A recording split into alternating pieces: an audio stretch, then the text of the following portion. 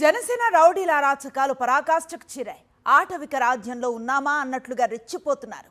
ఓ రజకుడిని ఓ దళితుడిని కొట్టి మోకాళ్ల మీద కూర్చోబెట్టి వారితో క్షమాపణలు చెప్పించి తమ సైకోయిజాన్ని ప్రదర్శించారు. జనసేన నేతల రౌడీజం దృశ్యాలు చూసిన వాళ్లంతా మనం ఏపీలోనే ఉన్నామా లేక పూర్వపు బీహార్లో ఉన్నామా అని విస్తుపోతున్నారు. కృష్ణా జిల్లాలోని మచిలీపట్నం మండలం హెచ్ సత్తెనపాలెంలో జనసేన గూండాలు అరాచకం సృష్టిస్తున్నారు. జనసేన నాయకుడు కొరియర్ శ్రీను కొందరు గూండాలను వెంటేసుకుని ఆర్ఎంపీ వైద్యుడు పోతుమూడి గిరిధర్పై దాడి చేశాడు.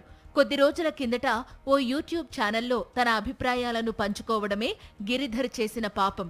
అధికారంలోకి రాగానే సుగాలి ప్రీతి కేసును తొలి కేసుగా తీసుకుని విచారణ జరుపుతామని చెప్పిన పవన్ కళ్యాణ్ ఇప్పుడు ఏమయ్యారని గిరిధర్ ప్రశ్నించారు.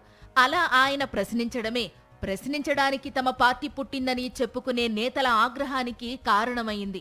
30,000 మంది ఆడపిల్లలు ఏపీలో మాయమైపోయారన్న పవన్ ఎంతమందిని వెనక్కి తీసుకొచ్చారని గిరిధర్ విశ్లేషించడంతో జనసేన గూండాలు తట్టుకోలేకపోయారు. గిరిధర్పై పగబట్టారు. ఆయనపై విచక్షణారహితంగా అత్యంత పాశవికంగా దాడి చేశారు. ఇష్టానుసారంగా హింసించారు. అంతేకాదు ఆయన ఇంటిని కూడా ధ్వంసం చేశారు. చంపుతామని బెదిరించి కొట్టి మోకాళ్లపై కూర్చోబెట్టి పవన్ కళ్యాణ్ పై మళ్లీ విమర్శలు చెయ్యొద్దంటూ క్షమాపణ చెప్పించారు. మేము మాట్లాడింది తప్పు, మళ్ళీ చెప్పు ఇంకోసారి గట్టిగా. నేను మాట్లాడింది తప్పు, మళ్ళీ మాట్లాడను సార్. ఎవరు మాట్లాడించమన్నారు? ఎవరు లేదు, ఎవరు లేదు సార్. నేను మీ అందరికి చేతులు ఇచ్చి సారీ చెప్తున్నాను. మేము మాట్లాడింది తప్పు, నేను మాట్లాడింది తప్పు, మళ్ళీ చెప్పు ఇంకోసారి గట్టిగా. నేను మాట్లాడింది తప్పు, మళ్ళీ మాట్లాడను. గిరిధర్ తో పాటు ఆ పక్క ఇంట్లో ఉన్న దళితుడు సతీష్ ని కూడా చితకబాదారు. ఇద్దరిని చావబాది గిరిధర్ ఇంటిని, సతీష్ షాపుని కూడా జనసేన గుండాలు ధ్వంసం చేశారు. కేవలం ఒక రజక కుటుంబం మీద, ఒంటరిగా బతికే రజక కుటుంబం మీద ఒక ఆర్ఎంపీ డాక్టర్ని ఇల్లు ధ్వంసం చేసి అతన్ని కొట్టి మీరు రౌడీజం చూపిస్తున్నారు కదా. బందర్లో కొంతమంది గౌడాస్ కుటుంబాలు కూడా పవన్ కళ్యాణ్ విమర్శిస్తున్నాయి కదా. కొంతమంది కాపుల కుటుంబాలు కూడా విమర్శిస్తున్నాయి కదా. యాదవుల కుటుంబాల్లో కూడా విమర్శిస్తున్నారు కదా. యాదవులు కూడా వెళ్ళి వాళ్ళ ఇళ్ళ మీదకి వెళ్ళి ఎందుకు కొట్టలేరు? రజకుడు కాబట్టి, లోకువ ఒంటరి కుటుంబం కాబట్టి లోకువ అని చెప్పని ఒక రజకుడి ఇంటికి వెళ్ళి మీరు బీభత్సం చేస్తారా? నేను పోలీసులను డిమాండ్ చేస్తున్నా, కృష్ణా జిల్లా ఎస్పీ గారిని డిమాండ్ చేస్తున్నా.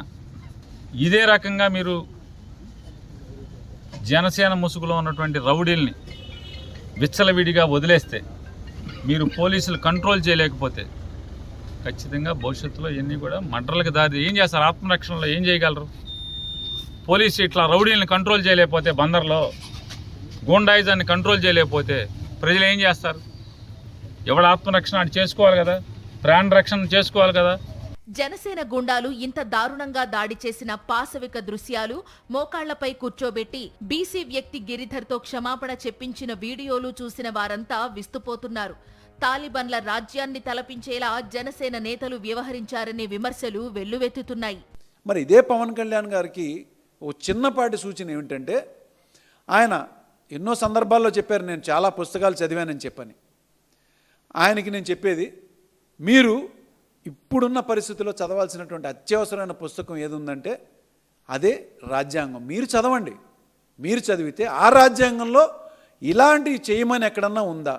పాశవికంగా బీసీ, ఎస్సీల మీద దాడి చేసిన జనసేన నాయకులపై పార్టీ ఎలాంటి చర్యలు తీసుకోలేదు.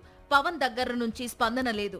అంతేకాదు పోలీసుల సమక్షంలోనే రెచ్చిపోయి మరీ ఇంత పబ్లిక్ గా దాడులు చేసి ఆస్తులు ధ్వంసం చేసిన జనసేన నాయకుడు కొరియర్ శ్రీనుని కానీ ఇతర రౌడీలను కానీ పోలీసులు కనీసం అదుపులోకి తీసుకోలేదు. ఏపీలో రెడ్ బుక్ అరాచకం ఎంత దారుణంగా ఉందో అనడానికి ఆర్ఎంపీ వైద్యుడు గిరిధర్ మీద దాడే నిదర్శనమని రాజకీయ పరిశీలకులు అభిప్రాయపడుతున్నారు.